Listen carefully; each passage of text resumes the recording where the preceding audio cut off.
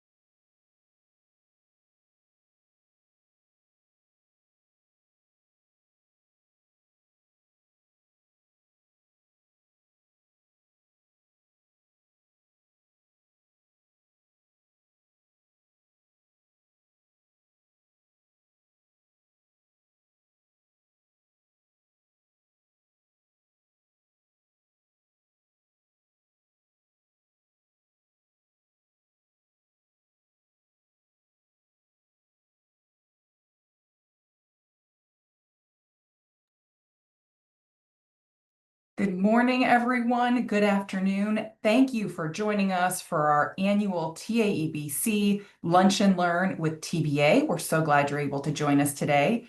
My name's Courtney Piper. I am the Executive Director of the Tennessee Advanced Energy Business Council. TAEBC it champions advanced energy as an economic development and job creation strategy. We're the only organization that represents this robust industry in the state. It employs over 400,000 Tennesseans at 22,000 businesses across the state, and we are proud to say that our definition of advanced energy is technology neutral. So anything that makes energy cleaner, safer, more secure, more efficient, it's in the tent, and it includes electricity and transportation. Couple of programming notes for you all. Feel free to use the Q&A function at the bottom of your Zoom screen at any time during the webinar to ask a question. I will moderate Q&A at the end. So again, a reminder, you can use that Q&A function at the bottom of your Zoom screen at any time in the program to ask a question. Also, another programming note, we are going to focus on policy questions today and stay away from politics. We'll leave the punditry to the podcasters and the Sunday TV show hosts. So with that, I would like to introduce Robert Harden. He is the Senior Quality Manager at Vocker and also the President of the Tennessee Advanced Energy Business Council. Robert? Thanks, Courtney. Good afternoon, everybody. Today it's my pleasure to introduce Doug Perry, who currently serves as the Senior Vice President of the Corporate Planning and Development team at TVA. In this role, Doug leads the enterprise-wide strategy aggregation and drives continued business development through the Valley Vision. Doug brings a wealth of experience from his previous role as a Chief of Staff and the Senior Vice President in the Office of the CEO, where he led critical enterprise transformation initiatives and facilitated executive and enterprise governance activities. Over his 24-year tenure at TVA, Doug has held several executive roles, consistently leveraging his financial and technological expertise, along with strong cross-functional relationships to advance TVA's strategic objectives. His leadership has been instrumental in developing and executing TVA's commercial strategy and infrastructure, delivering market solutions, innovative services, and maximizing TVA's commodity and market position. Please join me in welcoming Doug Perry. Doug, over to you. Thank you, Robert. Thank you, Courtney, and for everybody that's joining today. I appreciate you spending your time. I have a few PowerPoints. I do not like an hour's worth of PowerPoints, and so I'm going to guess you don't either, but it's going to help us at least start this, and I hope we'll spend most of our day just having Q&A. There's so much going on in the Tennessee Valley Authority. Like Courtney said, some things are politics, some things are the many great programs, the many great plants we've got going, meeting the loads of the summer. Today, we're going to talk about one of the initiatives we have. And if you hear Don speak lately, he will always talk about one of our big initiatives, is Valley Vision. What is Valley Vision? Where did it come from? And where is it going is what I'll try to attempt to answer for you today. And just look forward to being here with you. So the next page. Let's just sit here a minute. And so I do want to say this. A lot of times people will speak and it's every word I say, you're going to hold me to it and print it in ink. I am going to give you the world as I see it and that I've been a part of. And I'm going to tell you the way I've seen over the last decade what we call Valley Vision evolve. And so I believe I'm talking to a lot of people who are involved in the energy industry. And so let's go back 10 years. And before I get there, I do want to get you to the TVA model. I'm not going to assume that you understand, we are a G&T. We generate, we transmit. At peaks, we have roughly 38,000 megawatts, one of the largest utilities in the country or in the world. We have a network partners of 153 local power companies who distribute that to us as residents or commercial customers or industries. So it is a real ecosystem. People think of TVA because we're everywhere, but a lot of what we do has to be in partnership. And so if I'm describing TVA, we're not just a utility. I, in fact, think we're much more than a utility as we steward the Tennessee Rivershed, the natural resources of the valley. And I believe the cornerstone of TVA is really economic development. If you really step back, why was this place even started? What are we here to do? Make life better for all of us. We want this to be the greatest place to live in the country. And I think all of us on the video here probably agree with that. So for 80 years, TVA did the model of a utility extremely well. Balanced generation fleet, making low-cost, reliable power, giving it over to our 153 distributors, and they distribute it to their customers. This is me in my timeline. What I saw in about 2016, 2017, a real crack in that, and this is on the demand side.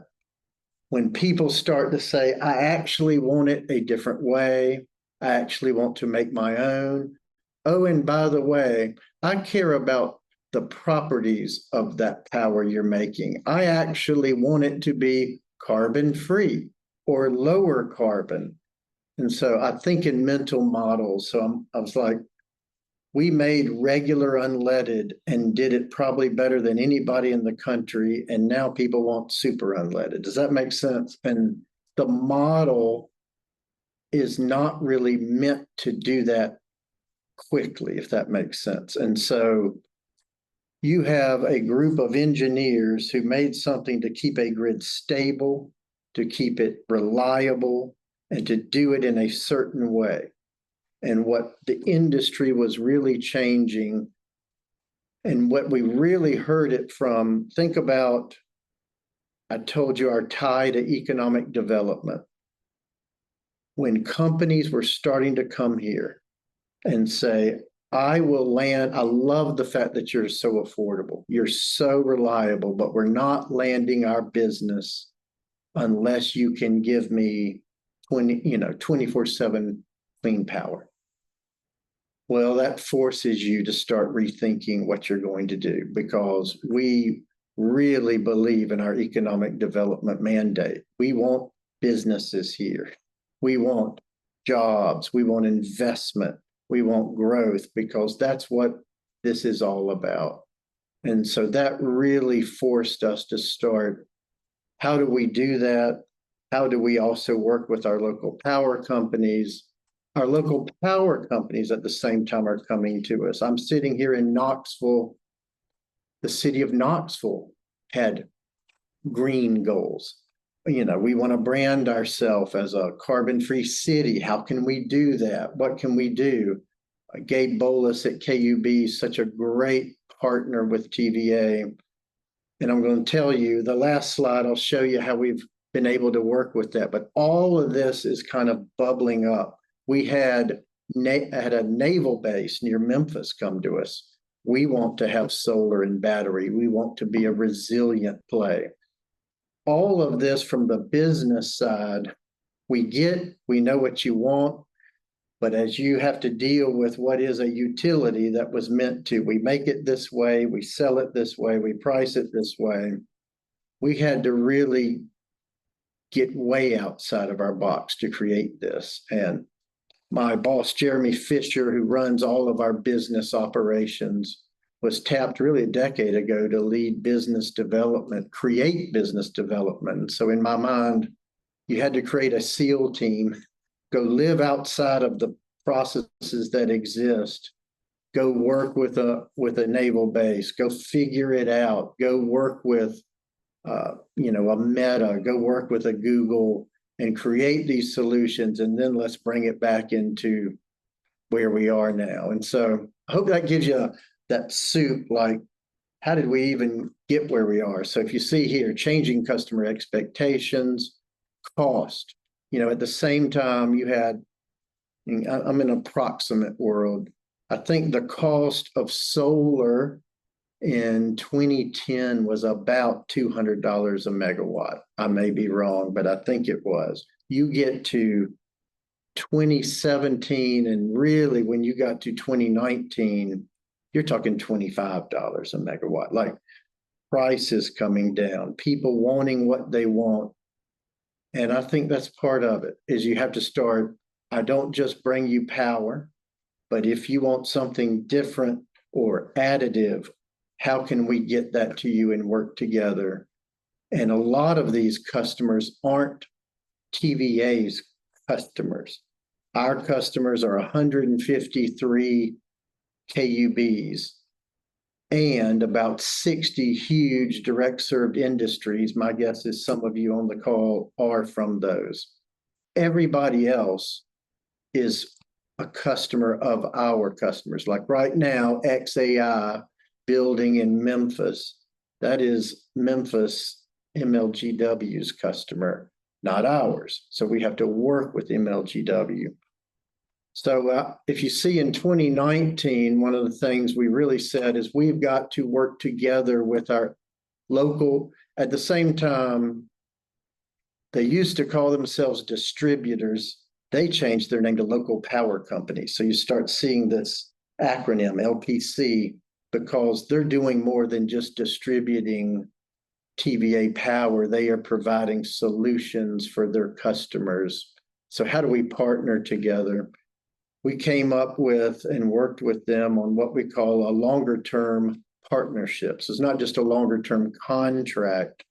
One of the things that was embedded in there was we're going to give you for the first time ever flexibility. 5% of your power needs, you can solve them yourself by any generation you want to. Most of it has become solar, but it was meant to be get in the game with us. And if you can do this better than we can on the smaller scale, then you should do that. And so what can we learn from that? So you had 148 out of 153 signed a long-term contract. Like today, you have hundreds of megawatts happening under that flexibility agreement that are solving their customer problems, their communities, what they want, which I think is exciting. It's all very, it's just so different. And so in the last 9 or 10 years, you're totally evolving and changing the business model while maintaining what we like to call the Valley Public Power model. We are all staying the same, working together, but our business model is evolving and changing. In 2022, we said we need to really start a program, and we branded it Valley Vision. When we first started it, we called it Valley Vision 2035. And we needed to all go together. And this wasn't just LPCs, these were industries, some of our military bases. Where's the world going? Because the pace of change was unbelievably fast. So we spent 18 months, once a month, all day, sometimes 2 days, bringing in experts from all over the country. We had the heads of EPRI, Oak Ridge, other industries, other utilities. We had Google talk to us, Yahoo, tell me what all you see is happening in your world that you're expecting, and really just brought all of our level of knowledge up together. And then it goes to where we are today. I've got some more slides. I won't get ahead of it, where we're really focused on 3 huge streams of work as we keep moving forward. The public power, the Valley public power model, solving problems, making this the best place to be. We want your businesses, your industries here. We want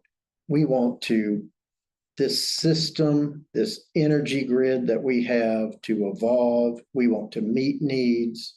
We want to be the place that you want to land your businesses. So kind of a bit of last 10 years on one slide. I'm sure you'll give me a bunch of questions at some point. So next page. This is really back to our first, when we get together as Valley Vision, we kind of said, what are these market forces we're seeing? Decentralization. So Arshad, who runs EPRI is for utilities, where we all gather together to do innovation and research. What's the future? What's happening? Arshad came and talked to us about the first 100 years. Think of TVA, large central station resources, 1,000-megawatt nuclear plants, 1,000-megawatt coal plants. And what you were going to start to see fill in was more and more and smaller generation, which can be from anything. It can be batteries, it could be solar, it could be small gas plants, it could be your car charger that's in your garage feeding back to the grid. And so we didn't see a world that was, you're not going to get away from these large plants, but you're going to see the rise of a lot of smaller capacity resources. And what does that mean? What is the grid going to need? What sort of technology, capabilities? So load growth, we live probably one of the greatest places in America to live. And I think COVID really shined the light, and this place has been on fire ever since. This is a great place to live and work. And electrification, the electrifying of things. There's been statistics. We could double. Someone says today, electricity accounts for 20% of all energy use in the United States. It could be 40% in one more generation. So that's pretty monstrous to think about. So the challenge is daunting. Decarbonization, Courtney said it in her opening, a large commitment from businesses and society to caring about carbon footprints. Can we offer that? Is that part of what we can do?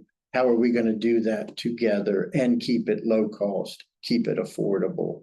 So next page, if you don't mind, Logan. Again, restating, old way, traditional, one way. We make the power, we take it to a substation.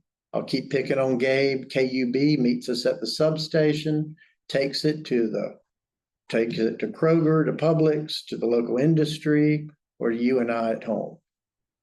As we see the world moving, and you've probably seen this, I think we've probably had others share this, a dynamic grid system, which is really two-way. Sometimes we're going to get power on this grid from your car, from your house, at your power plant. And then it becomes, well, what sort of technology are we going to need? Oh, we have a lot of local power companies who need technology. We launched something called regional grid transformation, which is now part of Valley Vision. One of the first things we did was really look at what are the technology capabilities in all of them, and they're all over the field. And so how do you need fiber, you need technology, and you need that even if your community doesn't see it today, you're going to need that tomorrow. You're talking about being ready to land businesses. When an industry comes and says, I need these things, when you need capabilities in your school systems, and that's really what you've seen from fiber. How do we make sure you're not losing as we grow? So the grid is a huge part of what's happening in the world as we move forward. The next page. So we really, as we work with our partners, as our customers, we're always at a crossroads. And trust me, there are voices on both sides of this. Everything's good, just keep things the way they are, and we can go that way. Or are we ready to embrace Valley Vision and innovation? And I will tell you, the leadership of TVA, Don is all over innovation, Valley Vision, and where we're going. We know the world doesn't stop growing. Partnership has to stay. We are connected with our 153 power companies. It is a partnership. How can we work together and solve these issues? So the next page. So today we're basically 2.5 years into what we call Valley Vision. We have 3 teams working. We identified 12 different streams we could go work on. We said these seem to be the most pressing. One stream is focused on optionality, autonomy for our local power companies. This involves our pricing. This involves service products. We've talked about how quickly we're growing. So surely our sophisticated, large LPCs can help us in this. Can they have generation? Can they optimize their systems in ways that help us during these super hot days or the super cold Januaries? So the second, DER and integration and enablement. This to me, in my mind, very technology focused. Where are we? How do you create this two-way system? Do you have fiber? Are you cyber secure? Can we work together? Can you send signals? We can send you signals. So this is a lot of the technology work. Third, you've probably all been involved. Every 5 years, we create an integrated resource plan. Well, that's very asset generating dependent. That's your big, we need more nuclear. We need more gas plants coming. As the grid of tomorrow is going to need more transmission planning, more distribution level planning. And I would say this on the planning side, our model is extra time and effort, and it's all good, but we have to recognize 153 different communities have different needs. And how do we work with them to create the system and for value for everybody? We're all connected, doing the right things for everybody, that everybody benefits. So 3 exciting avenues. This isn't going to quit. I think Valley Vision is basically going to be a title for things that continue as we work and solve problems, opportunities, I guess I should use the word. So the next page, Valley Vision, again, highest priorities. Our we have contracts with our local power companies. The way you send signals with any of us is through prices and rates. Everybody would acknowledge our current rate structure is still set up for the old world. Make one product, deliver it for this price. And as we create more optionality for industries, for local power companies, do we have rate choices that don't harm anyone else, but give people more flexibility to meet their customers' needs or their business needs in a better way? So creating pathways for deployment with technology capabilities. We've talked about evolving the public power model, and act with a sense of urgency. The world's moving quickly, and you know it, and we know it, and we have to be focused on it and be willing to come after old paradigms, I would say. So lastly, I think it's the second to last, our progression to the future state, go bottom up. We're going to have interim solutions, even changing things like pricing structures takes years. It is not some go do tomorrow. So we need to be able, what can we do in the short term, mid-range, long term to create new solutions, new capabilities? The last page I talked about KUB. And so let's just, over the last 5 years, how our partnership has evolved together. They became a long-term partner with us. If you ever come through Knoxville and you're on the interstate, you'll see a very small solar farm. That was one of the early flexibility deals with them. It was right there. I think it's maybe by the city. It's like a city government office, and it's under some power lines. That was actually a huge deal to get done. We gave everybody that signed that partner agreement 5% flexibility. KUB is using most, if not all, of their flexibility now. Their city wants to see more green power options. They are bringing that.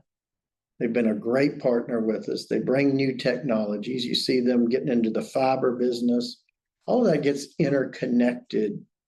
They're a very active participant in our Valley and Valley Vision and what we're doing. And I could say this about so many of our local power companies. But you've seen the growth of, look at the industries that have landed here, building electric cars, batteries, data centers, and what are those needs? How do we meet that generation? How do we support what they're doing? How do we land them here? How do we keep them here? And how do we create new solutions? Just this past year, we started offering, it's not even all over the Valley, smart thermostat programs. It's caught on like wildfire. I think we have 18,000 smart thermostats that have signed up to get a cheaper power bill. And on a hot day, the thermostat goes up a couple of degrees and they save money. Huge demand. We have, I think, over 35 megawatts of that right now. So the growth, the need as we meet these hot days, cold winters, the growth for energy need, Valley Vision's at the core of that. So hope you got something from that. And I'm tired of just talking and not listening. So I'll be quiet. And if you have questions, I think Courtney will gather them and ask me, and just glad to be here. That's great. Thank you, Doug. As our Q&A roll in, Doug, I'm going to take a moment of privilege here as being the moderator and kick us off with a question. So how will the Valley Vision engage with stakeholders, with your LPCs, your direct serves, with your industry leaders to evolve the rates, products, and programs in ways that both meet the local community need as well as continue to drive economic development? How will you engage with us? Yeah, we have had members of all of those communities part of Valley Vision from the beginning, and that is never going to stop. So as we work together with our LPCs, as we work with industries, that will be something, we engage a lot through industry, through TVIC. Would hope if you're part of an industry that you are a member of that. If you are under an LPC, you have your own partnership as well. We go to all of those meetings. So anytime we're working through changes, thoughts, always gathering, this is a really two-way street. We're not here to say, this is what we're doing. We're here to work with you and find out. And so we will listen. If you're not getting heard, talk to us and let us know. And like I said, rate changes are a long thing, but they do need to happen. And I think you're going to see more and more of that happen over the next 3 to 5 years. All right. Well, Doug, we have questions rolling in, so I hope you're ready. No, I'm not, but go ahead. We've got a question about the increased optionality for LPCs. Doug, for increased optionality for LPCs, what model do you anticipate? Increased flexibility, co-supply, partial requirements? What are your thoughts? I think the world is wide. The key is we don't want to break the model that we have here, which is TVA working with industry and LPCs. And so there's all the legal hair around the fence, things like that. Duke can't play in our territory. We don't go play in Duke's territory. But we want to see a KUB, a Chattanooga EPB. If you can serve your customers with better products, if you can do things that optimize your grid and it doesn't affect the other parts of the grid, that's the ultimate question always is, and that's why rates have to be structured in a way to give you the right visibility of what you're doing. Because what's easy is to game a rate.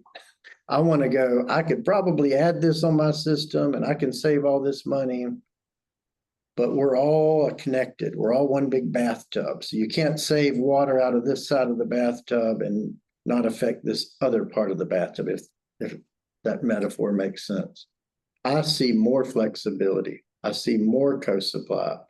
I see that from industries. I see your industry saying, I'm going to build this generator right next to mine. And by the way, I'll help you with peak days, things like that. That is good. And so why would I do that for you, industry, and tell Gabe at KUB no? And so, but we have to be transparent. We have to understand. That's why it takes a while. You got to work that all through the model and make sure,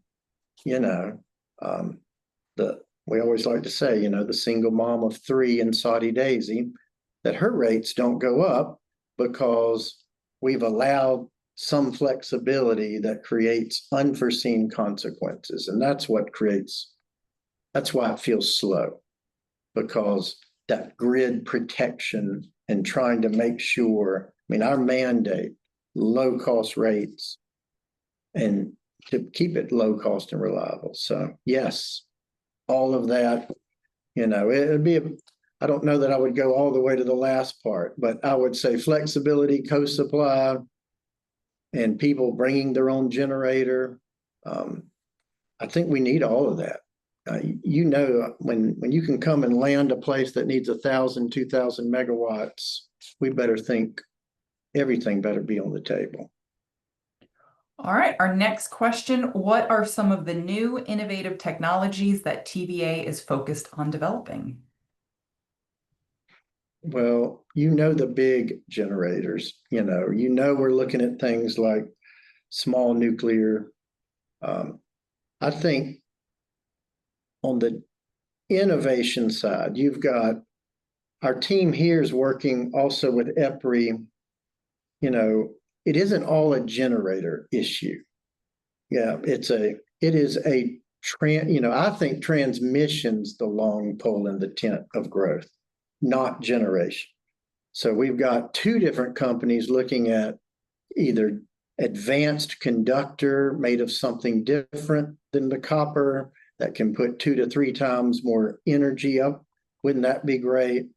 There's a company that's got coatings that can put on distribution level, hopefully transmission level, that they believe can create another 30% more energy across it.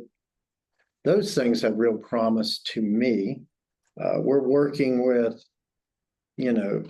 companies, HVAC come in. There are companies that can help us when it comes to these peak loads. I think most people will tell you it's not an energy problem, it's a capacity problem. And so who can help us on these peak days and who can find these innovative solutions, those kinds of things. Okay. Well, related to transmission, we have a question about that.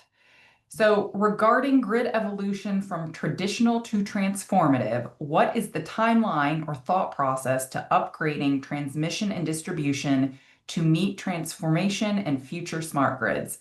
I asked the same for the generation shift from fossil fuels to renewable or zero carbon. TBD. I would say nothing's on paper. Everything's out on what can we do. It's one of the reasons we want to launch a transmission plan together. It's one of the things we want to do, to launch a distribution plan together. It's just harder than it seems. And so I would say we are focused right now on low-cost generation. And so we are going to follow our administration's goals to unleash all energy sources. We're not going to close a plant just because it produces power in a way that some people don't want it to. If it puts low-cost power on the grid, we need it and we want it. Meanwhile, we are all about some of the big things we'd like to see. We'd love to see another Raccoon Mountain.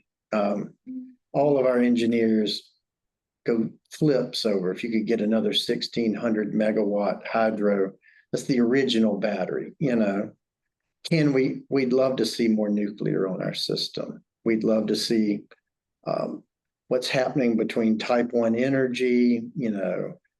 Can we see what Kairos is doing? You see what we hope, GE can get things moving on small modular reactors. Financing can be found.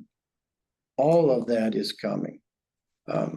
Transmission planning, I think it's one of those where the transmission group, and I'd say this is all over the country, are realizing they've got to do things differently, faster. They are the long pole. You come in, you put a generator, you all know it takes 5 to 7 years to get on our grid.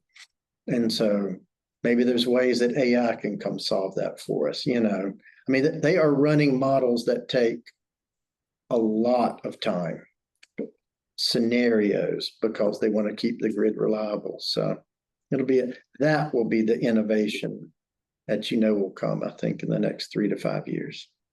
All right.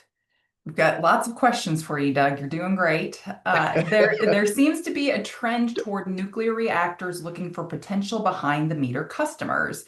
Does this make sense for TVA, and is TVA looking for these sorts of deals? We're looking at all deals. We knock on all doors, and we don't really have to go far because we've talked about them so much. I think every salesperson in the world now knows our phone number and is over here talking to us and pitching a tent here in the Knoxville area, which is interesting. It's good, and you've got to vet them. Are they real? Is this a company that has real credit? Are they more than a piece of paper? Do they know what they're doing? This is me talking. I don't want to see a bunch of behind the meter. I'd like to see us working together. I think it's better for all the valley that we can stay on this side of our meters together. It would be too much, I think, of a failure if we have too much on the behind the meter. You want that grid. The grid's for all.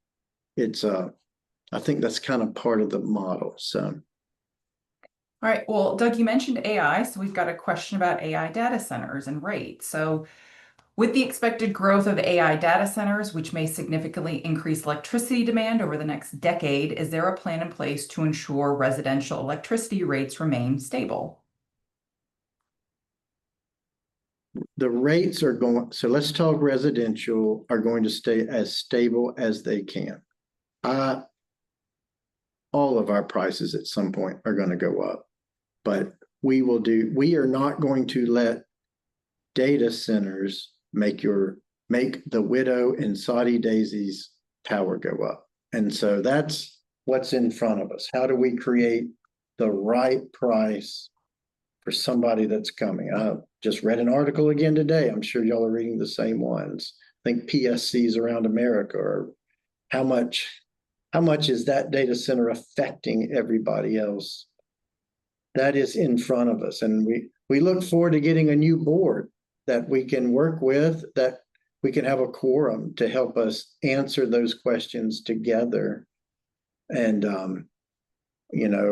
any of y'all that work with our pricing people, we have probably the smartest guy in the world who leads our rates and pricing. And if there's anybody that can create rates that are fair, that are balanced, and put the cost where they're supposed to go, it's Cass Larson and his team. So that's got a lot of faith in them. All right. Let's see. Another question here. Thanks for the great insights in the event. Tennessee currently spends over $22 billion each year importing petroleum, natural gas, and coal from out of the state. As TVA advances its Valley Vision initiative and partners more closely with local power companies and direct serve customers, how do you see locally produced hydrogen and fuel from Tennessee's abundant low-cost electricity, water, and waste streams playing a role in decentralizing energy production, improving resilience for rural and industrial communities, and keeping more of that energy spending circulating here in the Valley? So, Doug, if I could summarize this, I think it's sort of the recognition that we are importing a good amount of electricity, and we do have a lot of abundant resources here. So, is there a role to increase the amount of resources we are using in Tennessee or in the Valley and keeping those in the system through the Valley Vision initiative? I'm sitting here with two of my leaders from my innovation group.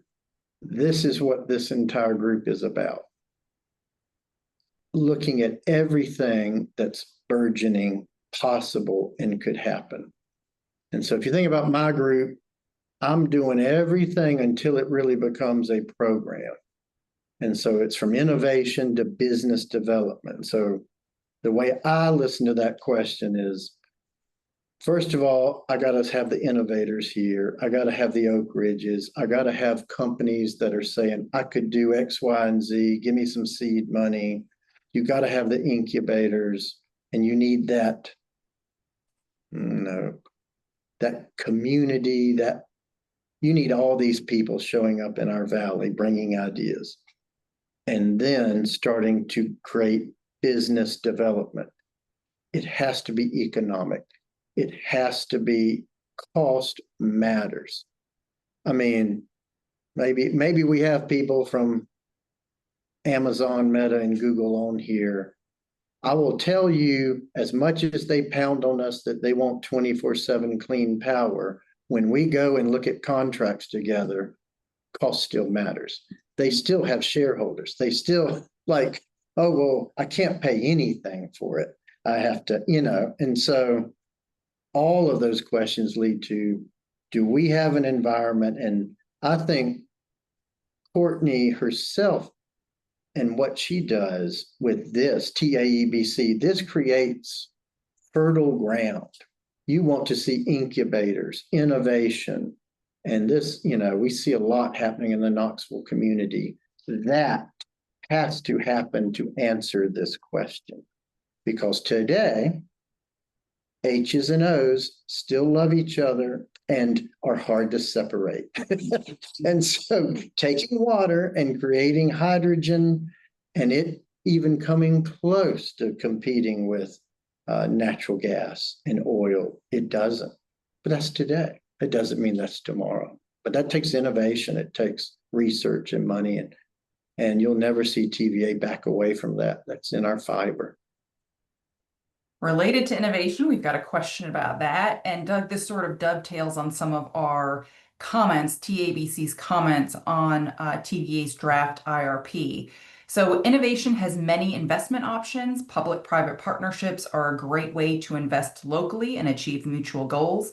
What is TVA doing in the public-private partnership space to facilitate investment in co-supply, transmission and distribution, capacity, etc.?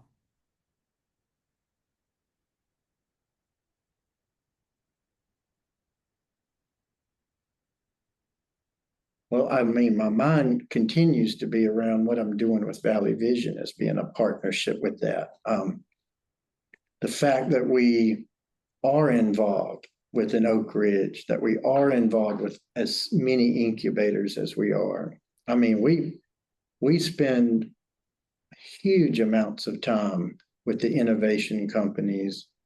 We started 8 years ago. We have invested in about 5 energy venture companies, and we glean a lot of information from them. These are people who are putting billions of dollars into companies because it's going to actually earn a return.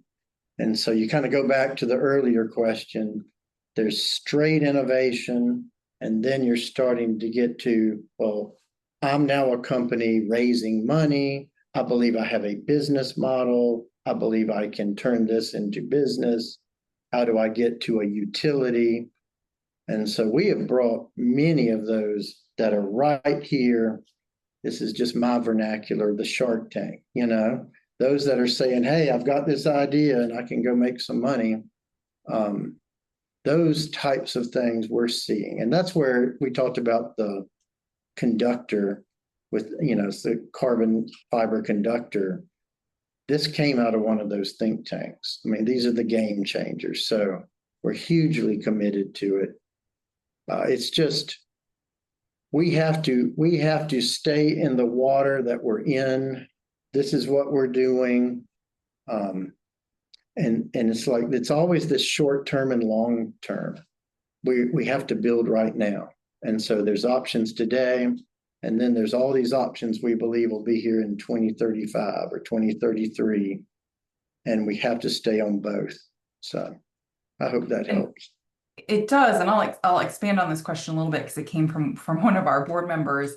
And I think this is also related to technologies that are available now. So if there was a large end user or of electricity or power or direct serve, and they say, hey, I want to develop this asset, but I don't want to contribute to this challenge of something sort of behind the meter. I'm willing to develop this asset. I would like to co-invest with TVA. What are their options now to do that? Who do they talk to? What pathways exist for them to pursue that sort of option? You go talk to our industrial relations people, would be the first people. Joseph Birchfield, who is part of my larger unit, not under me, but somebody we work with. That's where you would start with our industrial relations people. They will grab, because we are a huge web of people. And so they know who to grab for transmission, for business development, for generation pricing. We want to talk to you. We talk to a lot of you already, and we want to keep talking. That's part of the solutions we all need. Okay. All right, we've got a question about batteries here. Since batteries are the most dispatchable source of energy for peak demand, what are the barriers to vastly increasing solar plus storage in the valley? Availability and price. I mean, that's, scale. There are hundreds right now. Our local power companies have in the works hundreds. It may be over 1,000 megawatts of batteries coming. And so we like them on the distribution side. They really make sense for their, you got these radial lines, the end of a county, put a battery there, you're getting great results from that. And then those that have done that early, like in Chattanooga, that they give us the feedback right now, and oh, and we can help you on that cold day. And we, that is happening. I see Matt Brown's on here. He can help you with what the price of solar is doing. But it's all about availability, price, scale. Batteries are here and are coming and aren't going to quit coming. I think they're a major solution that are happening everywhere. All right. And Doug, you sort of alluded to this answer, but we'll ask the question. It is up here. Do you anticipate TVA will be able to go beyond 5% flexibility with the LPCs? Yes. I mean, that's exactly what we're working on with what we call co-supply. And there's a short term and a long term. In the long term, our vision would be you have great visibility, like a menu of pricing. You can have, you want me to make it all and you serve it, here's your price. If you want to be in the kitchen with us serving it, here's your price, because the pricing has to be thought through, again, to ensure the widow in Saudi Daisy doesn't pay for it. And so, but that is coming in the long term, and in the short term, we absolutely are trying to find ways to say, wow, I'm on the business side. Why would I say no? And there's a lot of reasons why you would fight me on that. But it's like, yes, I want you to have more. If you can help the system, if you can not harm everyone else by what you want to do. And so that's why we all need, I mean, we all understand this in everything else we buy. Pricing makes us do things. When we get an email that says this product is 50% off, it makes me go do something. And pricing is your signal to customers what to do. And so we've got to evolve. We're evolving products in thought, and you've got to evolve the pricing with it. Sort of related to that, we've got a question about net metering and if TVA will consider net metering specifically for residential households. As of today, I don't think so. I can't tell you about tomorrow. All right. And timing wise, when do you anticipate the Valley Vision specific programs and initiatives will be implemented? We've seen some. I think probably the ones you're probably mostly wanting to see. Where are we?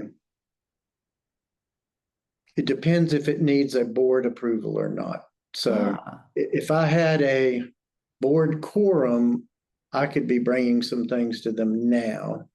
So I think for all of us, when will I have a board quorum? You got a massive amount to bring them up to speed other than that question. And so 6 months after they get here, maybe. So how's that sound? So we're developing those answers, and what we want to do is be ready and get in the queue for all of my peers that also have to get in front of the board with the things they need approved. So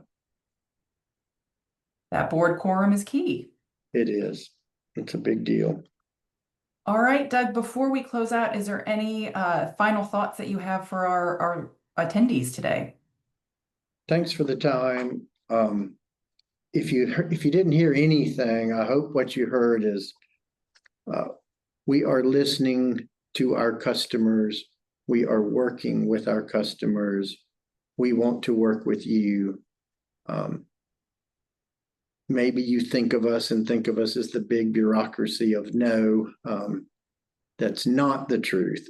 The only thing that makes us slow is trying to evolve processes to ensure grid stability, that others are not harmed when we do this, and trying to think about. So bring solutions. Y'all are smarter than we are. You are in business. Bring us. This is what our business needs that you're not bringing us. Help us be smarter and serve you. So we've got solutions. We go to you, Doug? and my team. I, of course, will get you to the right person, but of course you can send to me. I'll get you to the right person anytime. Great. Thanks for your time. I really appreciate it. Hope it was worth your hour. Absolutely. Doug Perry, thank you very much for joining us for our annual TVA Lunch and Learn series. It's been great. We always enjoy the opportunities to bring TVA directly to our members so they can get that firsthand information, and you did not disappoint. So thank you very much. A couple closing notes for our attendees. Our next event is November 19th in Knoxville, Opportunities in Energy. You can find out more about that on our website, tnadvancedenergy.com, and RSVP. You can get your tickets now. Also, if you are not a member and you would like to join our team, please join us. We are a membership-based organization and we develop our priorities based on our members. You can go to tnadvancedenergy.com to learn more about the Tennessee Advanced Energy Business Council and join our team. And with that, we are done with our webinar. Thank you for joining.